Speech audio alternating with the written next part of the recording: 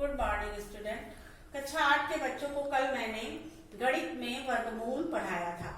बच्चों, वर्गमूल में उसी से संबंधित कुछ दो अलग तरह के प्रश्नों को हम यहाँ पर हल करेंगे। देखिए, ये लिखा है, वह छोटी से छोटी प्राकृतिक संख्या ज्ञात कीजिए जिसे इस संख्या में से घटाने पर शेषफल पूर्ण वर्ग बन जाए। अर्थात इसका मतलब है कि ये जो संख्या है ये पूर्ण वर्ग संख्या नहीं है, ये कुछ ज्यादा है उससे। ठीक, तो अब कितनी ज्यादा है वही ज्ञात करने के लिए हम इसे पूरी तरीके से वर्गमूल इसका निकालते हैं। देखिए, 4 चौके 16 हुआ, यहाँ पर 8 आया, जोड़ लिया मैंने इसको, ये 84 बन गया।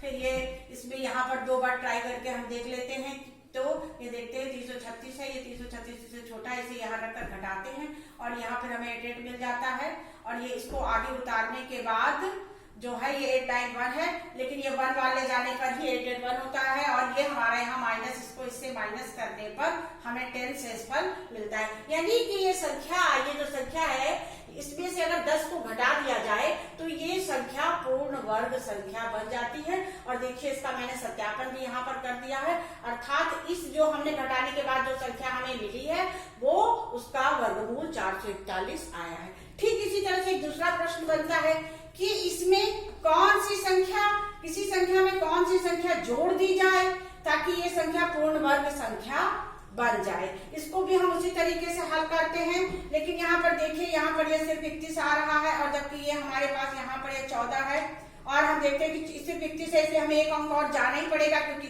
जब आप गुणा करिएगा तो आपको एक अंक ले जाना पड़ेगा।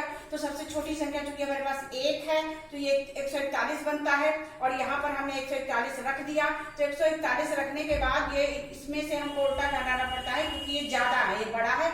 तो इसको हम यानी कि 110, यानी 110 संख्या, अगर 110 की इसमें कमी है तो इस 110 को जब मैंने यहाँ जोड़ दिया तो देखिए जो हमें संख्या मिली है उसका वर्गमूल हमने निकाल कर उसका सत्यापन किया हमने बढ़ाने के बाद, तो वो आया 71। यानी कि ये जो संख्या हमारी है ये पूर्ण वर्ग संख्या हो गई है। इस तरह से ये दोनों सवालों को आप समझ कर करिए।